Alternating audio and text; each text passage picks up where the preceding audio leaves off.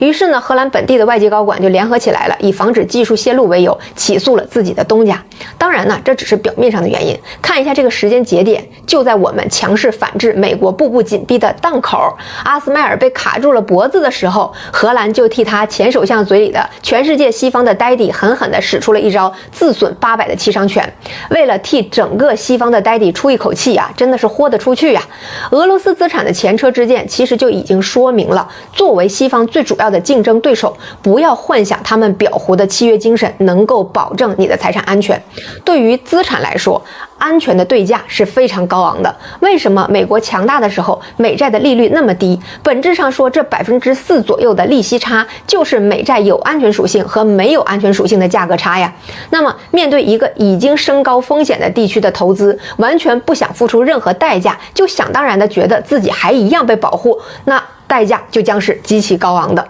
无论是企业还是个人。这里不是说咱家的企业不该出去，而是应该看到，当我们的收益在不断增加时，风险也在节节升高，一定要提前做好避险的安排和后手，不要想当然，更不要被一些宣传的话术洗掉了警惕之心。说人话就是他们有个毛的契约精神，他们连礼义廉耻跟我们都不太一样，由人书写的法条一样可以被人所改变。就像在我看来，法国以宪法规定允许女性堕胎这个事儿本身就很恐怖，因为它也可以通过同样的流程禁止掉这个事情，而且这个事情本来就不该由任何人授权或者准许，这才叫权利。在我国，这件事儿从来不是公权力可以干涉智慧的领域，这才叫做女性的权利。盲目的去相信西方脱离了历史的自我宣传，这是对政治和权力的无知。相信强盗起家的历史，因为几条法律就能彻底被改变，那是无知也是轻信啊。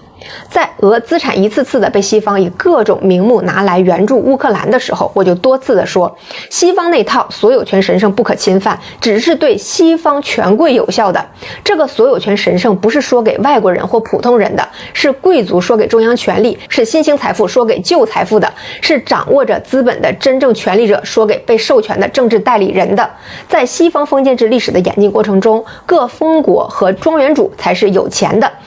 在这些庄园主经济的封地上工作的人跟领主啊之间是有着强烈的人身依附关系的，就是你离开这个城堡或这个区域的保护，别说财产了，连命都保不住的时候，怎么谈论所有权？西方的所有权制度被后来的新兴的资产阶级神圣化，就是因为他们总被贵族掠夺剥削，同时他们不止不想被剥削，还想成为新的权贵，可以让自己财产的安全的同时，有机会去掠夺剥削别人，这才是西方所有权的基因底色。换言之，在西方，首先是你有实力和地位保住自己的财产，你才会获得财产带给你的社会权利，这才是西方政商旋转门的物质基础。你不在这个权钱交易的城堡里，你就不是权力的主体，而是那个可以被随意掠夺剥削的客体，俗称肥羊。所以西方大量的政治家族背后都有相应的金主，不同的利益集团也会豢养一群保护自己利益的政客，之间长期通婚，政商互相投资旋转。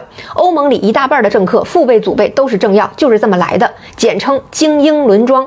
连深耕欧美的俄罗斯富豪们都没有成功的打入这个神圣财产的保护圈，亚洲人更是想都不要想。看看赵长鹏和孙雨晨，无论多努力结交，都摆脱不了这个肥羊的身份。千万别把西方那套专门用来铺垫颜色颠覆的话术给自己洗脑。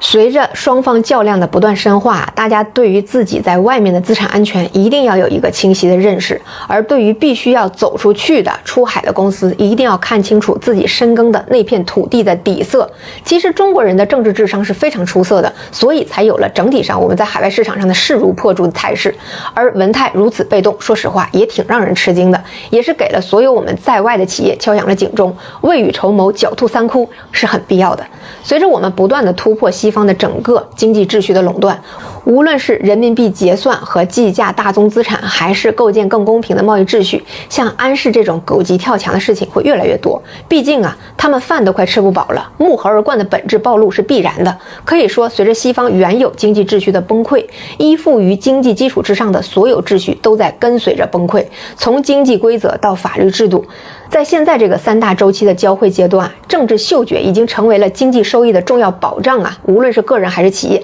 都要有这个认识，建立一个新的框架。至于大家最关心的怎么办的问题，还是我一直以来的观点：凡所发生，必有利于我。比如波兰阻挡咱家中欧班列的时候，大家都很着急。今天呢，中欧北极快航的船已经到港了，冰上丝绸之路打通了。韩国配合着美国的301调查，韩华海洋株式会社等5家公司被反制了。要知道，韩国造船业已经是我们唯一的对手了。我们不主动挑事儿，但是送到眼前的机会也从来不会放过。既然荷兰如此冥顽不灵，好果子肯定是少不了给他吃的。我们就等着后续的发展吧。这里再次提醒大家一下，近期有很多打着我的名义加大家好友的账号或者粉丝账号都是假冒的，请大家注意个人的财产和信息安全。这么长的看完啦，关注一下吧。